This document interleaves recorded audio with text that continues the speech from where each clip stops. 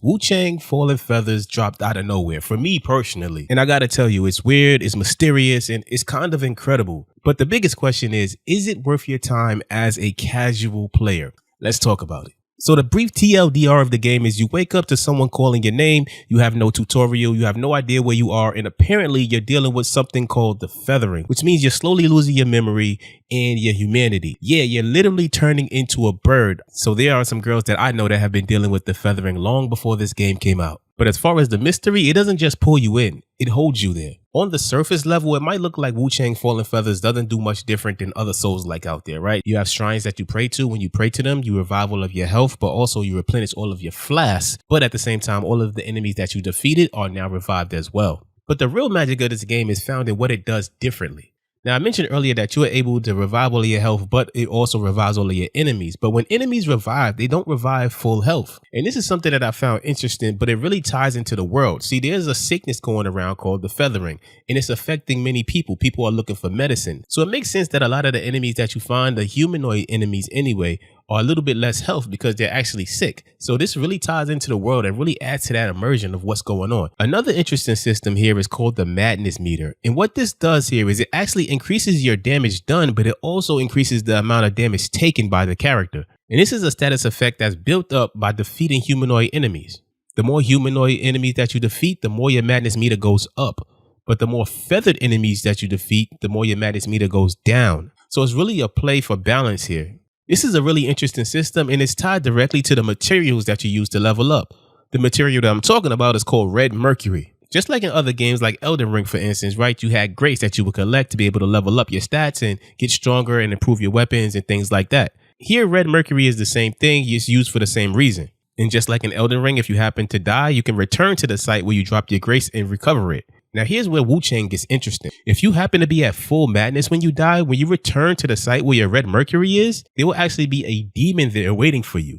And now you have to defeat the demon to be able to retrieve your red mercury. If you win, your madness gets reset to 0 and you get your red mercury back. If you lose, your madness gets reset to 0 and you lose all of your red mercury. So this was a real interesting and very amazing twist, and it really spiced the game up for me. Combat is solid as well. You don't just have your heavy and light attacks here. You actually have special moves that come with the weapons that you are using. So far, I've just been using the base sword and the axe and the spear so far. And they all have specific move sets tied to the weapons that are actually stronger if you're able to execute perfect dodges. Not every weapon in this game can parry though. So far, I found that the axe can parry, but not the sword. So that's something interesting as well. As far as customization and build variety, you got things like jade pendants, and those give you like passive bonuses like resistance boosts and things of that nature. And then there's bone needles, which add elemental damage and passive to your weapon. So you have fire, poison, and all that good stuff. So needless to say, the customization and build value actually runs deep here. So if you're a casual gamer and you want to read a little bit, you won't be too overwhelmed. And if you want to go deep, the game will actually let you cook. Like many Souls games, there's a great cast of characters, an amazing world, and a lot to discover. Out of nowhere, I found myself talking to strange people and even trading with a giant panda. Yep, a literal panda runs a shop in this game.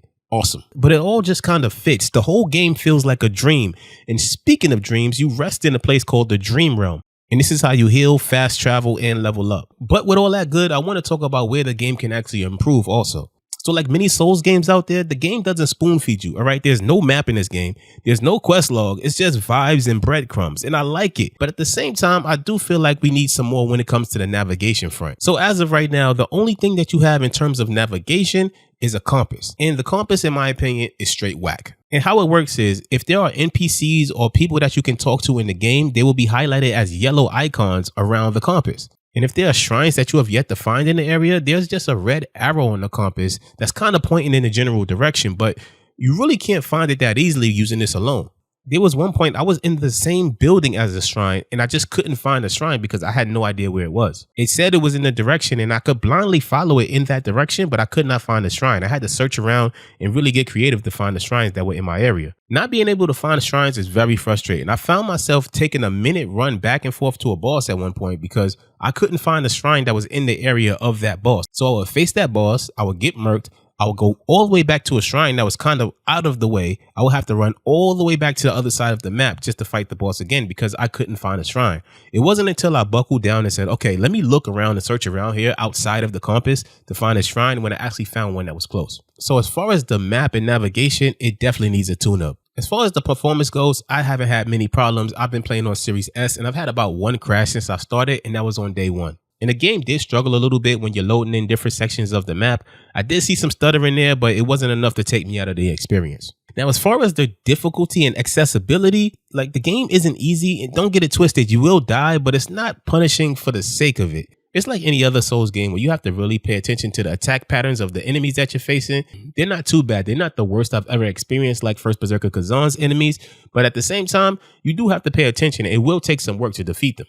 But overall, the enemy patterns feel fair, and you could chip away even if you're struggling, but obviously you have to manage your stats correctly and play the game correctly to get the most out of it. So final verdict as a casual gamer who wants Souls-like vibes, I do feel like this game is approachable. It will challenge you. That is the point of these games, but I don't feel like it's unfair. But I do feel like proper preparation for the enemies that you're facing is key, and using every advantage that the game gives you will set you up for success. And that is all for this one. Let me know in the comments, have you played Wuchang Fallen Feathers yet? Are you planning on playing it? Do you not want to play it? Let me know. I'm always down to have conversations with you all. And if you're into Wuchang Fallen Feathers as much as I am, if you're looking for patch notes, if you're looking for guides, tips, tricks, and everything like that, you're definitely in the right place. That said, thanks so much for chilling with me today.